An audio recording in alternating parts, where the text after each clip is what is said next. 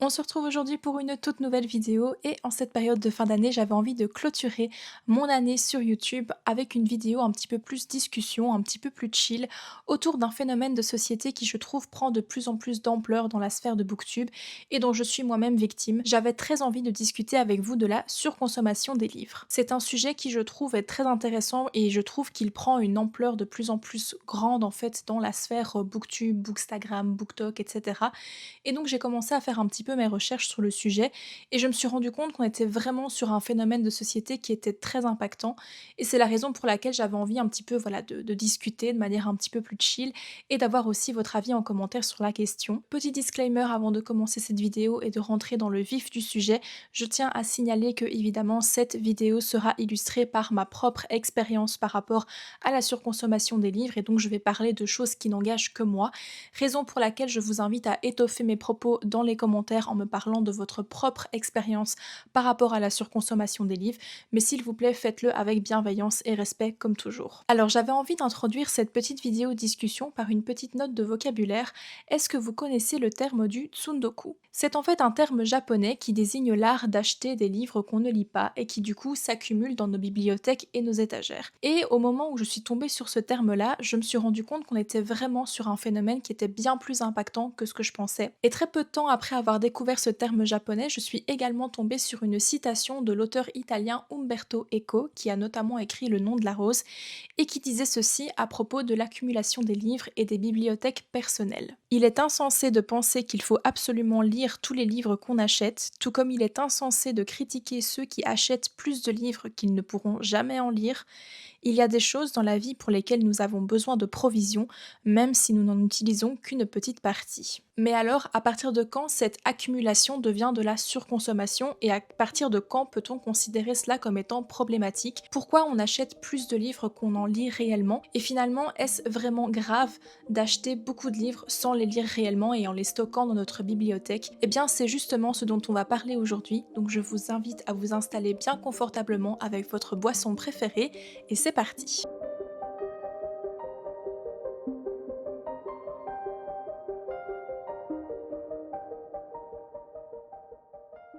J'ai commencé à consommer réellement des vidéos booktube vers 2017 et en 2020 il y a eu le confinement et à partir de là j'ai vraiment commencé à consommer énormément de vidéos et de contenus littéraires sur YouTube, sur Instagram, etc. Ce qui fait que j'ai découvert en fait plein de chaînes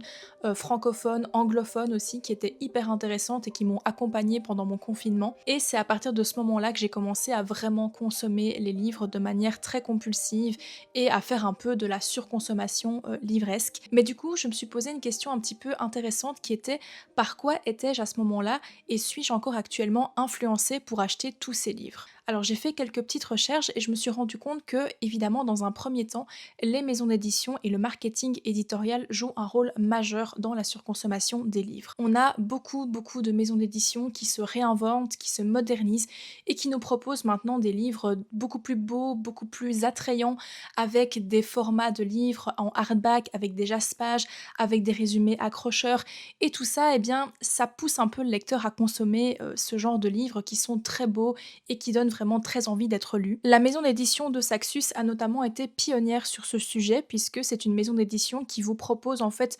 majoritairement des traductions de romans en anglais qui sont très attendus. On a notamment beaucoup de romans de fantasy, de romantasy. Il y a notamment eu Le Prieuré de l'Oranger, La guerre du pavot, les romans de romantasy de Jennifer L. Armentrout qui ont été très attendus. Et le petit plus avec la maison de Saxus, c'est qu'ils nous proposent non seulement des sorties qui sont très attendues dans l'éditorat francophone, mais qui sont aussi des romans qui donnent envie, puisque la maison d'édition nous propose des romans très beaux en format hardback avec des jaspages, des éditions collector qui vous donnent envie d'avoir cet aspect un petit peu collection dans votre bibliothèque. Et eh bien évidemment, ça donne envie au lecteur d'acheter. Alors moi personnellement, je suis pas une très grande fan des jaspages, je trouve pas ça indispensable pour moi dans ma bibliothèque. Par contre, j'avoue que le côté hardback, ben, je suis un peu faible. Ce qui fait que j'ai commencé à beaucoup consommer des livres en hardback justement parce que j'avais envie, voilà, d'avoir ce côté très beau dans ma bibliothèque avec ce côté jaquette du hardback qu'on peut enlever, interchanger. Je trouve que ça donne un rendu assez sympa dans ma bibliothèque. Ce qui fait que avant que la maison de Saxus n'arrive sur le marché éditorial, eh bien moi je consommais énormément de bouquins en anglais pour justement avoir ce côté hardback parce qu'à l'époque il y avait que les romans en anglais qui proposaient des romans en format hardback. Et donc ce qui fait que fut tout un temps, eh bien j'avais beaucoup de romans écrits en anglais parce que déjà premièrement c'était des sorties qui n'existaient pas en français et j'avais vraiment envie de les découvrir donc voilà. En plus comme je vous l'ai dit, je découvrais plein de chaînes anglophones donc ça me donnait d'autant plus envie d'acheter ces bouquins. Et puis on va pas se le cacher, à l'époque acheter des livres en anglais ça coûtait beaucoup moins cher que d'acheter des livres en français, donc c'était aussi une bonne raison pour moi d'acheter plus de livres. Sauf que voilà, maintenant, il y a beaucoup de maisons d'édition francophones qui ont suivi un petit peu le mouvement et qui ont suivi cette tendance d'avoir des bouquins en hardback avec Jaspage, etc. et qui sont des sorties qui sont très attendues au niveau francophone. Et le problème avec ça, c'est qu'il y a beaucoup de sorties qui sortent en très peu de temps. Donc, on arrive ici à un phénomène en fait où on a envie d'acheter de plus en plus pour, comme je vous l'ai dit, avoir ce côté un petit peu collection. Les résumés sont accrocheurs et les livres sont très beaux, donc ça nous donne envie d'acheter de plus en plus, sauf que voilà, on achète et on ne lit pas. Et c'est à partir de ce moment-là que je me suis rendu compte qu'on ne va pas se le cacher, les réseaux sociaux, les chaînes Booktube, les chaînes Bookstagram, BookTok et les influenceurs, influenceuses littéraires en général ont aussi leur rôle à jouer dans la surconsommation des livres. Alors je vais absolument pas leur jeter la pierre puisque moi-même maintenant je vous propose du contenu sur YouTube, sur Instagram où je vous présente des livres que j'aime et que j'ai envie que les gens découvrent, mais c'est vrai que je me suis rendu compte que voilà, retournant en arrière en 2020, je consommais énormément de chaînes Booktube et à l'époque, je ne savais pas vraiment encore vers quel genre littéraire me diriger, ce qui fait qu'en fait, je consommais énormément de chaînes Booktube qui proposaient plein de genres littéraires différents, mais c'est vrai que c'était à l'époque beaucoup du fantastique, fantasy, romantasy qui pullulait un petit peu dans mon actualité YouTube, et ce qui fait que je passais mon temps à regarder beaucoup de book hauls, de vidéos recommandations livresques, etc. Et évidemment, eh bien, parfois, je vous avoue que je me faisais un petit peu avoir parce qu'en fait,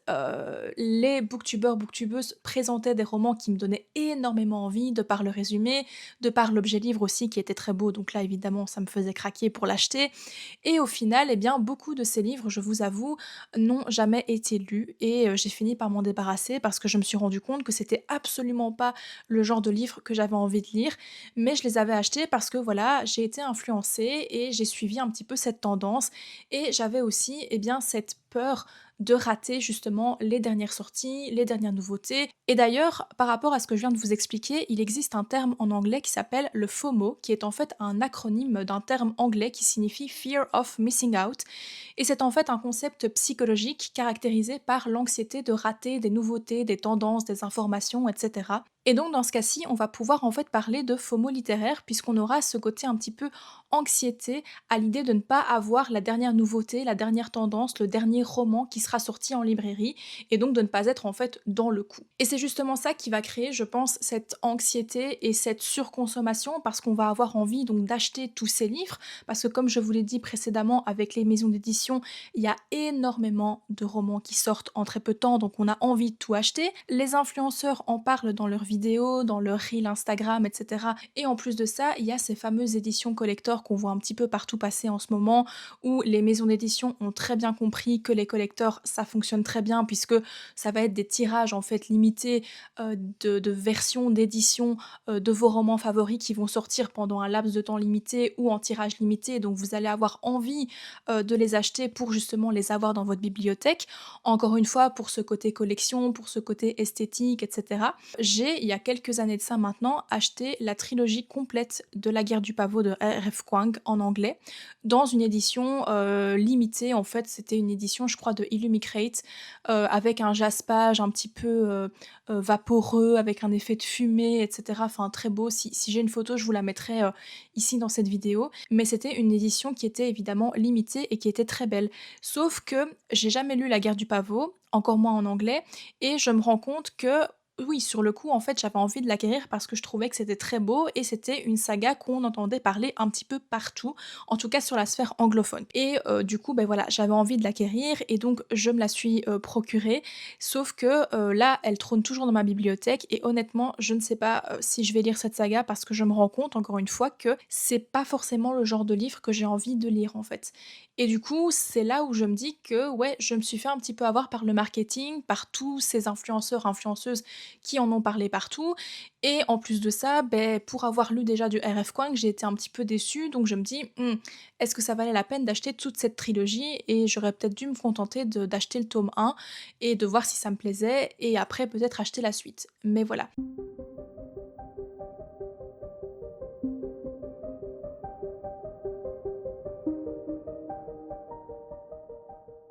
Alors doit-on réellement avoir peur et s'inquiéter de cette surconsommation de livres? Je pense que,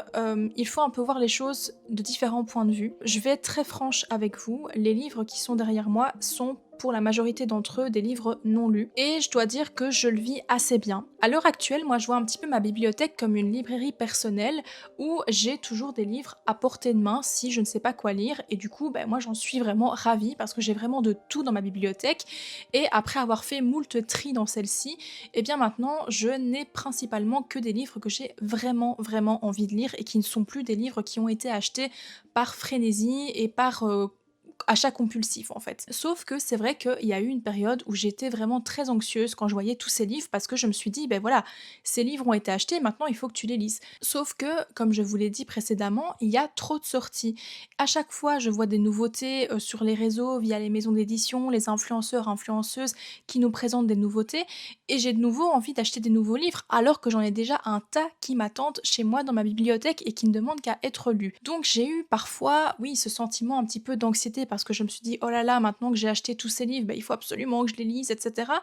Sauf que j'ai très vite relativisé en fait parce que je me suis rendu compte que tant que cet achat n'était pas, compulsif dans le sens où ça ne me mettait pas en difficulté,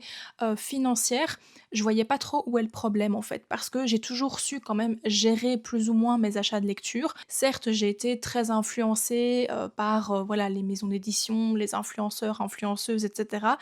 et j'ai parfois, oui, certes, acheté des livres qui au final n'ont jamais été lus, je m'en suis débarrassée, je les ai revendus et cetera et c'est vrai qu'à ce moment-là, je me dis: mince quoi, t'aurais pu, quand même peut-être un petit peu mieux réfléchir avant d'acheter ce livre si au final tu l'as pas lu». Mais voilà, je me dis que bon, c'est un phénomène de passage et que maintenant je fais des tris réguliers. Régulièrement, je me pose devant ma bibliothèque et je me dis un petit peu, voilà, qu'est-ce qui, vaut la peine d'être gardé dans ma bibliothèque ou pas? Qu'est-ce qui vaut la peine d'être enlevé et du coup, j'ai trouvé un petit peu, une forme d'équilibre par rapport à ma bibliothèque, ce qui fait que maintenant, lorsque je regarde tous ces livres non lus et lorsque je me rends en librairie, j'ai un petit peu ce sentiment d'anxiété qui finit par disparaître, même si c'est vrai que, je peux comprendre que c'est pas toujours évident. Mais moi, je considère aussi que la lecture doit avant tout rester un plaisir et c'est justement là que je me dis que la surconsommation des livres, en fait, ne doit pas outrepasser le plaisir de lire parce que pour moi, il y a rien de plus important, en fait, que de passer un super moment quand vous ouvrez un bouquin, quand vous allez dans votre bibliothèque à la recherche de votre, prochaine lecture. Moi, c'est vraiment un sentiment que j'adore et que j'ai vraiment pas envie de faire disparaître, en fait et c'est pour ça que j'essaye un petit peu de, voilà, de contrebalancer un petit peu tout ça et de trouver tout simplement un équilibre entre mes achats et mon plaisir de lecture.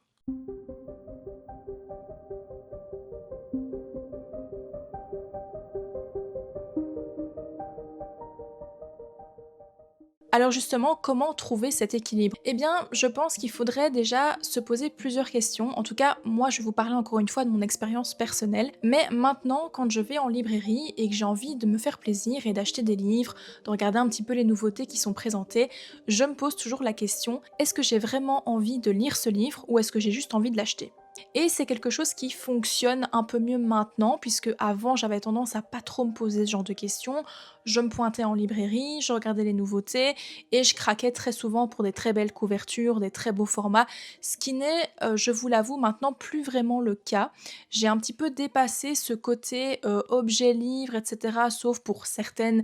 sagas qui sont vraiment très chouchous pour moi et qui resteront vraiment très importantes pour moi et qui ont été lues et donc pour moi, ça a une autre importance en fait que de les avoir dans une version collector un peu plus belle et cetera et aussi ce que j'ai fait, c'est que j'ai mis en place un petit système, il y a pas si longtemps que ça, qui fonctionne assez bien, chez moi au moment où je vois toutes ces nouveautés passer sur les réseaux sociaux. Tout d'abord, en fait, je vais noter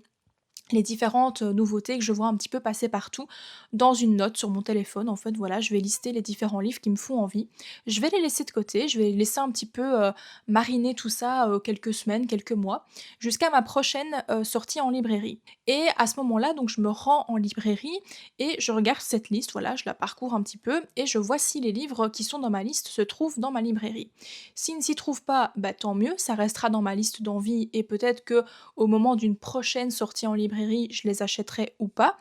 Et si les bouquins qui sont dans cette liste se trouvent en librairie, à ce moment-là, je prends encore le temps de relire le résumé, de voir un petit peu de quoi ça parle, de voir si, voilà, le genre, le sous-genre me plaît vraiment ou si c'est juste, voilà, un bouquin que j'ai noté parce que je l'ai vu passer, il avait l'air sympa, mais sans plus. Et je dois dire, depuis que j'ai mis ce petit mécanisme-là en place, j'achète beaucoup, beaucoup moins de livres qu'avant et il y a beaucoup, beaucoup moins de livres qui sont achetés de manière compulsive et il y a beaucoup de livres qui passent un petit peu à la trappe, qui étaient à la base dans cette fameuse liste et qui au final n'ont pas été achetés parce que je me suis rendu compte, une fois en librairie en fait, que ce bouquin ne me convenait plus parce que le résumé finalement bof bof,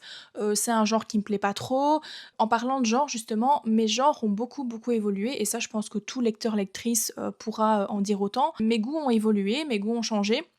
Ce qui fait qu'il y a des romans qui étaient dans ma bibliothèque qui n'y sont plus parce que voilà, ça fait partie d'un cycle en fait. Comme je vous l'ai dit, je fais des tris assez réguliers dans ma bibliothèque, j'en fais à peu près un ou 2 par an et j'ai établi aussi, comme pour le système de wishlist dont je vous ai parlé avant, un petit système en fait, selon lequel je garde ou pas en fait mes livres. Donc maintenant, ce qui fait que dans ma bibliothèque, je garde uniquement mes coups de cœur, mes très, très bonnes lectures et des livres qui ont une certaine valeur sentimentale à mes yeux, que je ne pourrais absolument pas,